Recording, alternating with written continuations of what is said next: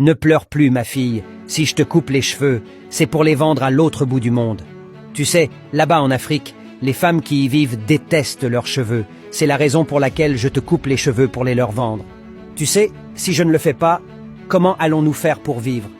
Les pauvres, il faut voir comment elles se battent pour ça. Or, elles sont même ridicules. Elles ne savent pas que les cheveux créent une certaine connexion entre elles et le cosmos. Je me demande bien comment un peuple peut être aussi malade. Le comble, ma fille, c'est que quand tu iras là-bas, tu verras des hommes se battre pour acheter ça à leurs femmes. J'ai tout vu sur cette terre, j'ai fait le tour du monde, mais je n'ai jamais vu un peuple qui se renie jusqu'à renier ses propres cheveux. Je n'ai jamais vu ça. Les cheveux sont d'une particularité là-bas, tu sais. Même les premières dames de ce pays-là se disputent pour avoir tes cheveux. Ils ont renié leur culture, ils ont renié leur tradition. Ils refusent de parler leur propre langue.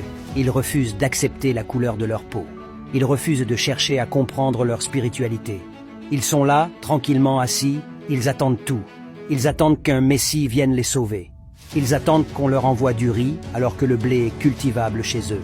Ils attendent qu'on leur envoie des vêtements alors que le coton pousse sur leur terre. Ils se servent du droit des autres peuples pour gérer leurs litiges, alors qu'ils ont leur propre théorie du droit.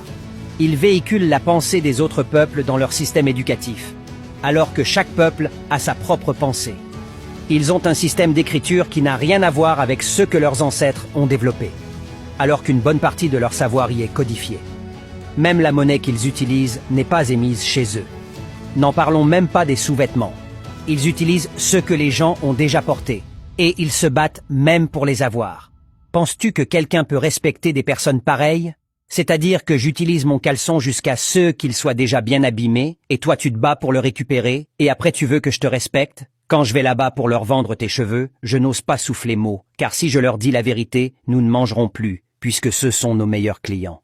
En plus, ils n'ont qu'à se battre par eux-mêmes pour s'en sortir. Ils n'ont pas encore compris que la vie est une jungle dans laquelle les plus forts et les plus rusés vivent aux dépens des ignorants. Bref, s'ils veulent qu'on ne se moque pas d'eux et qu'on les exploite correctement, ils devront prendre conscience par eux-mêmes. Aïe, j'avais oublié, ils attendent le Messie.